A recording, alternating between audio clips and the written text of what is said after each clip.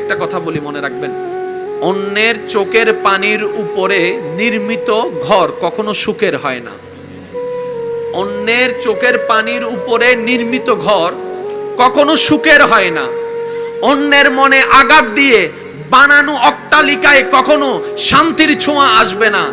যদি শান্তির ছোঁয়া আনতে চান, মানুষকে সম্মান দিন, মানুষকে ভালোবাসুন, আল্লাহর দিকে তাকিয়ে আল্লাহর সৃষ্টিকে সম্মান দেন, আল্লাহর দিকে তাকিয়ে আল্লাহর সৃষ্টিকে ভালো রাখেন। আপনি অন্যকে ভালো রাখার ব্যবস্থা করেন সাধ্যমতে, আল্লাহ তাআলা আপনাকে ভালো রাখার ব্যবস্থা করে দিবেন। সুবহানাল্লাহ। আল্লাহ পাক বলছেন, আমি চাইলেই দুঃখ সুখ হবে, আমি চাইলেই অশান্তি শান্তি হবে। তা আমি চাইবো কখন জানো?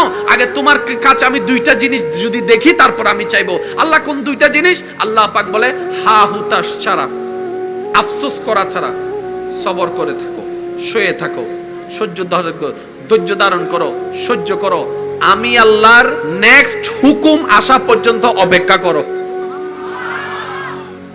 এই সময় পর্যন্ত হা হু করতে পারবা না, সাহায্য চাইতে পারবা আমার কাছে। আল্লাহ আমাকে ধৈর্য ধারণ করার তৌফিক দান করো, আল্লাহ আমাকে সহ্য ধারণ করার তৌফিক দান করো, আল্লাহ আমাকে সহ্য করার তৌফিক দান করো, আল্লাহ আমাকে মেনে নেওয়ার তৌফিক দান করো, আল্লাহ আমাকে মানায় নেওয়ার তৌফিক দান করো। এই দোয়া তুমি করতে পারবা। কিন্তু কেন করলা এইসব বলা যাবে না। যদি আমি তোমাকে দেখি এইরকম কোন কোয়ালিটি তোমার ভিতরে আছে, হে আমার বান্দারা,